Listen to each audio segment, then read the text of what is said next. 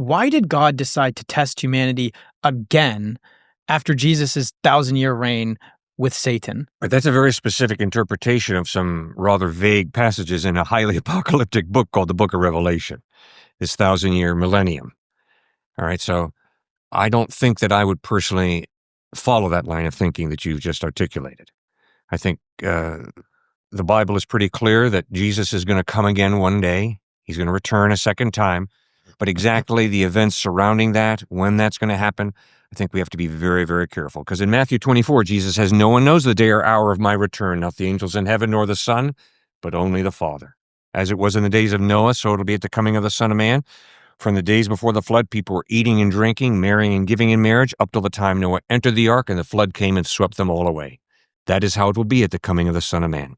2 men will be in the field, one will be taken, the other left. 2 women will be grinding with a handmill, one will be taken, the other left. Therefore keep watch, because you do not know the day or hour of my return." Do you believe certain biblical stories like Noah's Ark occurred exactly as it was written in the Bible? Yes, I think they did occur exactly as was written in the Bible, but the caveat there is make sure that you interpret fairly. And where would you say your interpretations of the Bible differ? I don't know. Where do our interpretations of the Bible differ? Check me if I'm almost being heretical here right now. I would be open to the potential of metaphor as well as mixing with Egyptian creation stories up to Genesis chapter 11. And then all of a sudden you get Abraham. We get all different forms of archaeological evidence with what Abraham did and how the Israelites traveled and the supernatural that occurred. So, am I open to the fact that the talking snake may not be actually a snake? Yes, I'm totally open to that. So somebody who pushes me really hard on, well, now you're not taking the Bible seriously. You don't believe, for example, that the earth is just 6,000 years old? Come on, you didn't count up the years, Stuart? No, I don't. I think the Bible's silent on how old the earth is. I don't think it's a scientific textbook. So I don't think I'm blowing the Bible to pieces when I say potentially after Genesis chapter 11, that's when the actual literal historical events occurred. Am I wrong on that?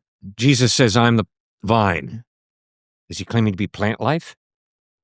Jesus says, "I'm the door." Is he claiming to be 2 pieces of plywood slapped together again? Jesus says, "If your right hand causes you to sin, cut it off and throw it away." Is he calling for self-mutilation? No, no, no, no. He's not claiming to be plant life when he says, "I'm the vine." He's using metaphor to communicate a truth. I am the source of life. You better be connected to me as a branch is connected to the vine. I am the door. You enter heaven, you enter real life through me, not claiming to be a piece of plywood on hinges. Yes, he calls us to cut off our right hand if our right hand causes you to sin, which does not mean literally cut it off. It means if I want to pick up a gun and blow you away, I better act like I don't have a hand, so I can't pick up the gun. And I better work at knocking guns out of the hands of people who want to murder with a gun, and the same way I want to try and knock Satan out of people's hearts. But it doesn't mean I'm going to go up and knock Graham in the head. No, when I'm speaking metaphorically, I'm going to pray that you do trust in Christ, that you come to belief in God, but I'm not going to hit you on the side of the head. Why is it so open to different interpretation? For 2,000 years, the historic Christian church has followed an orthodox faith. So when you talk about 36% of the world being Christian, well, Pew Research, that would be defined as who Jesus was. Did he live, die, teach, and live out that teaching, and then actually rose from the dead? That's who a Christian truly was back then and is today. So yes, it's at times frustrating, I think, even for us, certain interpretations, for example, of predestination and free will. Why do so many Christians just chew each other up over those issues? Can't it just be clear, God? Mm-hmm. So yes, that's frustrating. But for 2,000 years, I mean, you go right back to the early monks and what they passed on, or the church fathers, what they passed on, or the eyewitnesses to Jesus himself, what they passed on. It's all been consistent all the way down. It's been crystal clear.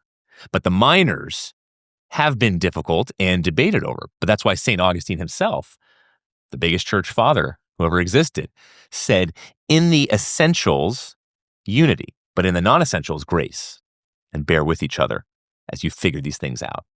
Versus the Zwinglies and the others who said, oh, you don't believe in infant baptism? You believe in believers' baptism? Okay, well, come here. We're going to drown you to death. And that happened oftentimes.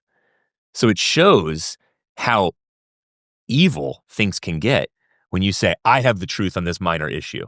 And if you don't buy into it, then I'm going to kill you for it. But I think you've asked a Yeah. great question about communication. All right? When he was a little boy, his room was a disaster area. It's calling you out. Okay? But no, you believe wow. this. Yeah. Why do Until I now. why do I use that word Yeah. disaster area? Because I want to communicate vividly to you. Instead of me saying, okay, when he was a little boy, the truck was over there. It should have been over here. The bed should have been made this way instead of just thrown together. Instead, I tell you, his room was a disaster area. And in a way, that is an ability I have to communicate more clearly. And you do the same thing. We use hyperbole, we use metaphor, simile, we paint word pictures, and we use language that if you were to take it literally, it would be ridiculous. His room is not literally a disaster area. But we use that kind of language to impress upon a person an image to help them understand the main point. And I can promise you, if you go out and start developing a relationship with a young lady that turns romantic, I think if you keep everything black and white, everything mathematical, that relationship's not going to go too far. To communicate love, to communicate trust, is a challenge when it comes to how you communicate that and what type of images do you give it to a person for them to mull over.